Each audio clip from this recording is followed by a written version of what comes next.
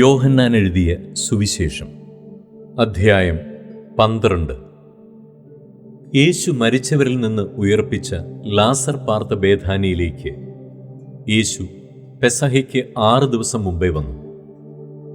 അവിടെ അവർ അവന് ഒരു അത്താഴമൊരുക്കി. മാർത്ത ശുശ്രൂഷ ചെയ്തു. ലാസറോ അവനോടുകൂടെ പന്തിയിൽ ഇരുന്നവരിൽ ഒരുവനായിരുന്നു. അപ്പോൾ മറിയ വിലയേറിയ സ്വച്ഛ ജടാമാംസി തൈലം ഒരു റാത്തലെടുത്ത് യേശുവിൻ്റെ കാലിൽ പൂശി തൻ്റെ തലമുടി കൊണ്ട് കാൽ തുവർത്തി. തൈലത്തിൻ്റെ സൗരഭ്യം കൊണ്ട് വീട് നിറഞ്ഞു.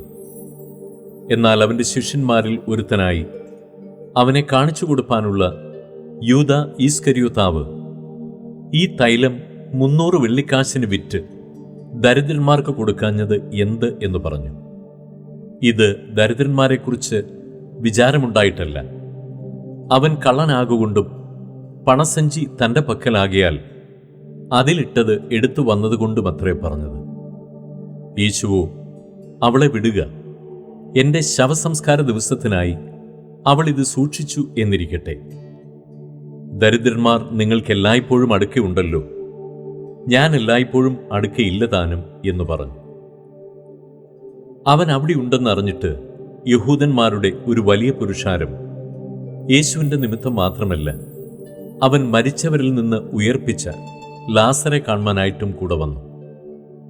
അവൻ ഹേതുവായി അനേകം യഹൂദന്മാർ ചെന്ന് യേശുവിൽ വിശ്വസിക്കിയാൽ ലാസറെയും കൊല്ലേണമെന്ന് മഹാപുരോഹിതന്മാർ ആലോചിച്ചു. പിറ്റേന്ന് പെരുന്നാൾക്ക് വന്നൊരു വലിയ പുരുഷാരം യേശു യെരൂശലേമിലേക്ക് വരുന്നു എന്ന് കേട്ടിട്ട് ഈത്തപ്പനയുടെ കുരുത്തോല എടുത്തും കൊണ്ട് അവനെ എതിരേൽപ്പാൻ ചെന്നു. ഹോശന്ന, ഇസ്രായേലിൻ്റെ രാജാവായി കർത്താവിൻ്റെ നാമത്തിൽ വരുന്നവൻ വാഴ്ത്തപ്പെട്ടവൻ എന്ന് ആർത്തു. യേശു ഒരു ചെറിയ കഴുതയെ കണ്ടിട്ട് അതിന്മേൽ കയറി. സിയോൻ പുത്രി, ഭയപ്പെടേണ്ട, ഇതാ നിന്റെ രാജാവ് കഴുതക്കുട്ടിപ്പുറത്ത് കയറി വരുന്നു എന്ന് എഴുതിയിരിക്കുന്നത് പോലെ തന്നെ. ഇത് അവൻ്റെ ശിഷ്യന്മാർ ആദിയിൽ ഗ്രഹിച്ചില്ല. യേശുവിന് തേജസ്കരണം വന്ന ശേഷം അവനെക്കുറിച്ച് ഇങ്ങനെ എഴുതിയിരിക്കുന്നുവെന്നും തങ്ങൾ അവനെ ഇങ്ങനെ ചെയ്തുവെന്നും അവർക്ക് ഓർമ്മ വന്നു. അവൻ ലാസറെ കല്ലറയിൽ നിന്ന് വിളിച്ചു മരിച്ചവരിൽ നിന്ന് എഴുന്നേൽപ്പിച്ചപ്പോൾ അവനോട് കൂടെ ഉണ്ടായിരുന്ന പുരുഷാരം സാക്ഷ്യം പറഞ്ഞു. അവൻ ഈ അടയാളം ചെയ്ത പ്രകാരം പുരുഷാരം കേട്ടിട്ട് അവനെ എതിരേറ്റു ചെന്നു. ആകയാൽ പരീശന്മാർ തമ്മിൽ നമുക്കൊന്നും സാധിക്കുന്നില്ലല്ലോ, ലോകം അവൻ്റെ പിന്നാലെയായിപ്പോയി എന്നു പറഞ്ഞു. പെരുന്നാളിൽ നമസ്കരിപ്പാൻ വന്നവരിൽ ചില യവനന്മാർ ഉണ്ടായിരുന്നു. ഇവർ ഗലീലയിലെ ബേത്സയിദക്കാരനായ ഫിലിപ്പോസിൻ്റെ അടുക്കൽ ചെന്ന് അവനോട്, യജമാനനെ, ഞങ്ങൾക്ക് യേശുവിനെ കാണുവാൻ താൽപ്പര്യമുണ്ട് എന്ന് അപേക്ഷിച്ചു. ഫിലിപ്പോസ് ചെന്ന് അന്ത്രയാസിനോട് പറഞ്ഞു. അന്ത്രയാസും ഫിലിപ്പോസും കൂടെ ചെന്ന് യേശുവിനോട് പറഞ്ഞു. യേശു അവരോട് ഉത്തരം പറഞ്ഞത്, മനുഷ്യപുത്രൻ തേജസ്കരിക്കപ്പെടുവാനുള്ള നാഴിക വന്നിരിക്കുന്നു. ആമേൻ ആമേൻ, ഞാൻ നിങ്ങളോട് പറയുന്നു, കോതമ്പുമണി നിലത്ത് വീണ് ചാകുന്നില്ല എങ്കിൽ അത് തനിയേയിരിക്കും. ചത്തു എങ്കിലോ വളരെ വിളവുണ്ടാകും. തൻ്റെ ജീവനെ സ്നേഹിക്കുന്നവൻ അതിനെ കളയും. ഇഹലോകത്തിൽ തൻ്റെ ജീവനെ പകയ്ക്കുന്നവൻ അതിനെ നിത്യജീവനായി സൂക്ഷിക്കും. എനിക്ക് ശുശ്രൂഷ ചെയ്യുന്നവൻ എന്നെ അനുഗമിക്കട്ടെ. ഞാൻ ഇരിക്കുന്നിടത്ത് എൻ്റെ ശുശ്രൂഷക്കാരനും ഇരിക്കും. എനിക്ക് ശുശ്രൂഷ ചെയ്യുന്നവനെ പിതാവ് മാനിക്കും. ഇപ്പോൾ എൻ്റെ ഉള്ളം കലങ്ങിയിരിക്കുന്നു. ഞാൻ എന്തു പറയേണ്ടു?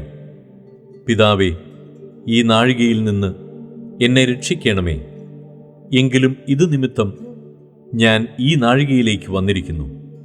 പിതാവേ, നിന്റെ നാമത്തെ മഹത്വപ്പെടുത്തണമേ. അപ്പോൾ സ്വർഗത്തിൽ നിന്ന്, ഞാൻ മഹത്വപ്പെടുത്തിയിരിക്കുന്നു, ഇനിയും മഹത്വപ്പെടുത്തും എന്നൊരു ശബ്ദമുണ്ടായി. അത് കേട്ടിട്ട് അരികെ നിൽക്കുന്ന പുരുഷാരം ഇടിയുണ്ടായി എന്ന് പറഞ്ഞു. മറ്റു ചിലർ, ഒരു ദൈവദൂതൻ അവനോട് സംസാരിച്ചു എന്ന് പറഞ്ഞു.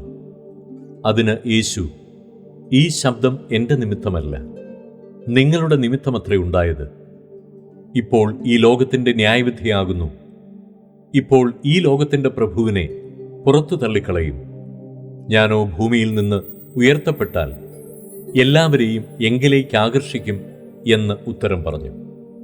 ഇത് താൻ മരിപ്പാനുള്ള മരണവിധം സൂചിപ്പിച്ചു പറഞ്ഞതത്രേ. പുരുഷാരം അവനോട്, ക്രിസ്തു എന്നേക്കുമിരിക്കും എന്ന് ഞങ്ങൾ ന്യായപ്രമാണത്തിൽ വായിച്ചു കേട്ടിരിക്കുന്നു.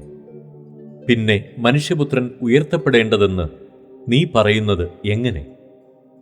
ഈ മനുഷ്യപുത്രൻ ആരെന്ന് ചോദിച്ചു.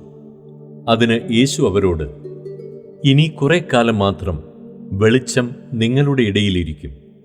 ഇരുൾ നിങ്ങളെ പിടിക്കാതിരിപ്പാൻ നിങ്ങൾക്ക് വെളിച്ചമുള്ളിടത്തോളം നടന്നുകൊള്ളുവിൻ. ഇരുളിൽ നടക്കുന്നവൻ താൻ എവിടെ പോകുന്നുവെന്ന് അറിയുന്നില്ലല്ലോ. നിങ്ങൾ വെളിച്ചത്തിൻ്റെ മക്കളാകേണ്ടതിന് വെളിച്ചമുള്ളിടത്തോളം വെളിച്ചത്തിൽ വിശ്വസിപ്പിൻ എന്ന് പറഞ്ഞു. ഇത് സംസാരിച്ചിട്ട് യേശു വാങ്ങിപ്പോയി അവരെ വിട്ടുമറഞ്ഞു. അവർ കാൺകെ അവൻ ഇത്ര വളരെ അടയാളങ്ങളെ ചെയ്തിട്ടും അവർ അവനിൽ വിശ്വസിച്ചില്ല. കർത്താവേ, ഞങ്ങൾ കേൾപ്പിച്ചത് ആർ വിശ്വസിച്ചിരിക്കുന്നു? കർത്താവിൻ്റെ ഭുജം ആർക്ക് വെളിപ്പെട്ടിരിക്കുന്നു എന്ന് യെശയ്യാ പ്രവാചകൻ പറഞ്ഞ വചനം നിവൃത്തിയാവാൻ ഇടവന്നു. അവർക്ക് വിശ്വസിപ്പാൻ കഴിഞ്ഞില്ല. അതിൻ്റെ കാരണം യെശയ്യാവ് വേറെ ഒരിടത്ത് പറയുന്നത്, അവർ കണ്ണുകൊണ്ട് കാണുകയോ ഹൃദയം കൊണ്ട് ഗ്രഹിക്കുകയോ മനം തിരികയോ താൻ അവരെ സൗഖ്യമാക്കുകയോ ചെയ്യാതിരിക്കേണ്ടതിന് അവരുടെ കണ്ണ് അവൻ കുരുടാക്കി ഹൃദയം തടിപ്പിച്ചിരിക്കുന്നു. യെശയ്യാവ് അവൻ്റെ തേജസ് കണ്ട് അവനെക്കുറിച്ച് സംസാരിച്ചത് കൊണ്ടാകുന്നു ഇത് പറഞ്ഞത്. എന്നിട്ടും പ്രമാണികളിൽ തന്നെയും അനേകർ അവനിൽ വിശ്വസിച്ചു. പള്ളി ഭ്രഷ്ടരാകാതിരിപ്പാൻ പരീശന്മാർ നിമിത്തം ഏറ്റു പറഞ്ഞില്ല താനും. അവർ ദൈവത്താലുള്ള മാനത്തേക്കാൾ മനുഷ്യരാലുള്ള മാനത്തെ അധികം സ്നേഹിച്ചു. യേശു വിളിച്ചു പറഞ്ഞത്, എന്നിൽ വിശ്വസിക്കുന്നവൻ എന്നിലല്ല, എന്നെ അയച്ചവനിൽ തന്നെ വിശ്വസിക്കുന്നു. എന്നെ കാണുന്നവൻ എന്നെ അയച്ചവനെ കാണുന്നു. എന്നിൽ വിശ്വസിക്കുന്നവൻ ആരും ഇരുളിൽ വസിക്കാതിരിപ്പാൻ ഞാൻ വെളിച്ചമായി ലോകത്തിൽ വന്നിരിക്കുന്നു. എന്റെ വചനം കേട്ട് പ്രമാണിക്കാത്തവനെ ഞാൻ വിധിക്കുന്നില്ല. ലോകത്തെ വിധിപ്പാനല്ല, ലോകത്തെ രക്ഷിപ്പാനത്രേ ഞാൻ വന്നിരിക്കുന്നത്. എന്റെ വചനം കൈക്കൊള്ളാതെ എന്നെ തള്ളിക്കളയുന്നവനെ ന്യായം വിധിക്കുന്നവനുണ്ട്. ഞാൻ സംസാരിച്ച വചനം തന്നെ ഒടുക്കത്തെ നാളിൽ അവനെ ന്യായം വിധിക്കും. ഞാൻ സ്വയമായി സംസാരിച്ചിട്ടില്ല.